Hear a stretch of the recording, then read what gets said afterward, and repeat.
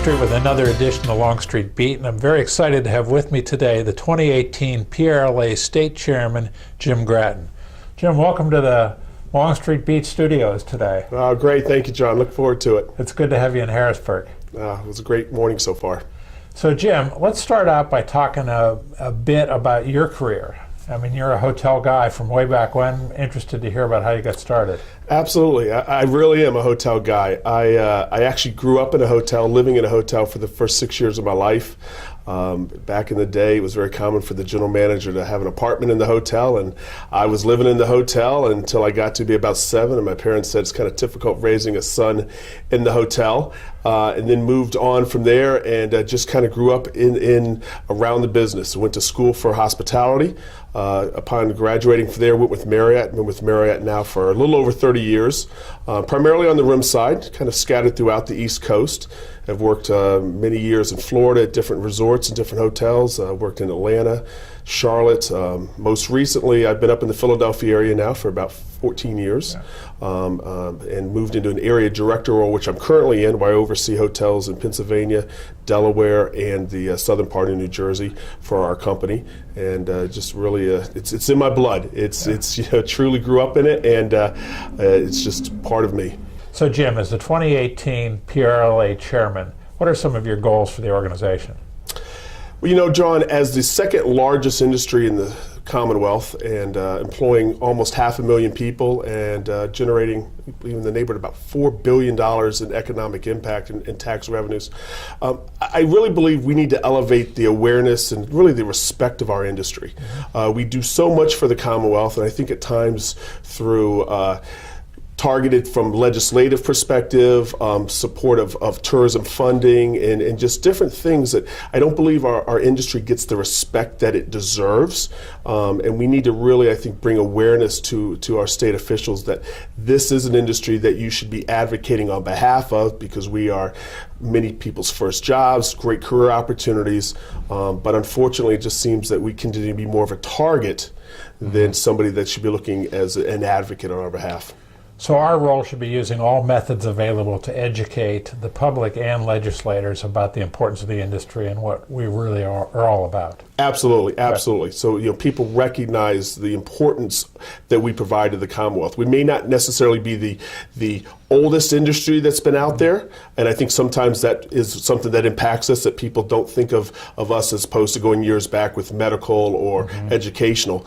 But when you look in today's world, the value of our industry, it's so important, and that's the respect people need to, or what people need to understand. Got it. Good.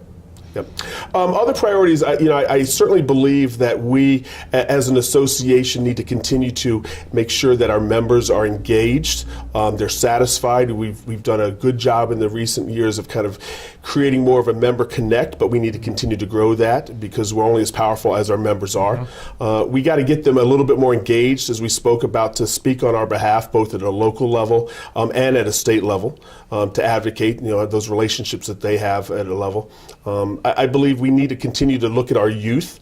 The Pro Start that we've worked on is great, but I think we also need to really get into the colleges and make sure that those upcoming individuals recognize or are familiar with our association or the value of our association, and as they get out into the business, they're going to be the future leaders and involved in advocating on our behalf. So I think that's critical too. And then finally, and it kind of overlaps into the educational piece and the member connect, but it's advocacy. That's the number one piece of our association. Right. We are the voice of tourism for all of Pennsylvania. We need to make people aware of that, but we also need to continue to have people engaged in that and making sure that what comes up on the Hill doesn't impact our industry negatively, i.e. such as some of the more recent legislative proposals that have been out there. Right. I think what people don't understand is that when the industry is impacted negatively, the people that work in the industry are impacted negatively, and we're one of the largest employers in the state. Yep. It affects a lot of people. Absolutely. I mean, when we sit there and have economic downturns, labor is a large part of our cost, and we have to look to sit there and cut that. I was concerned to see recently that in the recent job reports that our industry was the largest decline in jobs over the last year, which is very concerning. And you'll see the states around us, it's exactly the opposite because they're promoting tourism. Exactly. Yeah. So Jim, this morning you were kind enough to come to town and have breakfast with the PRLA team and get to know a little bit more about their goals and objectives for 2018. What was your takeaway from that session? It was a great session, John. I really, really appreciate it. And I think what I took away was the passion of the team. They are so committed on behalf of our association, and that's just so exciting to see.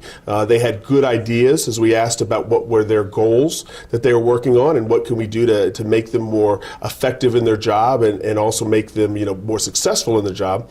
So they had good goals that they had thought about and good ideas out there, and it really just left me very invigorated knowing that I knew we had a great team, but having that opportunity to spend an hour or so talking with them one-on-one really just said, wow, I wish everybody had that opportunity to see who's really running the association, for us and what, passion that they have around our industry.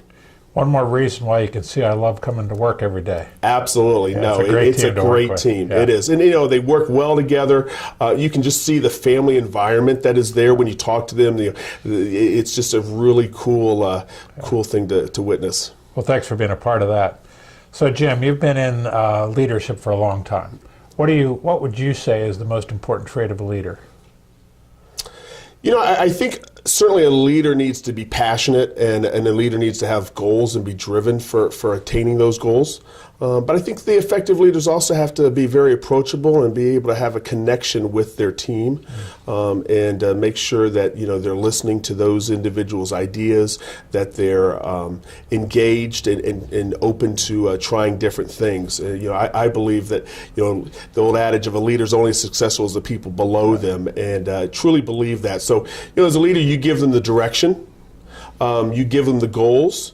And then, if you've got the right people in place, you kind of step aside and let them do their job and kind of get the roadblocks out of the way. And so, for me, I found that to be successful in my career, and I think those are good points that everybody should have.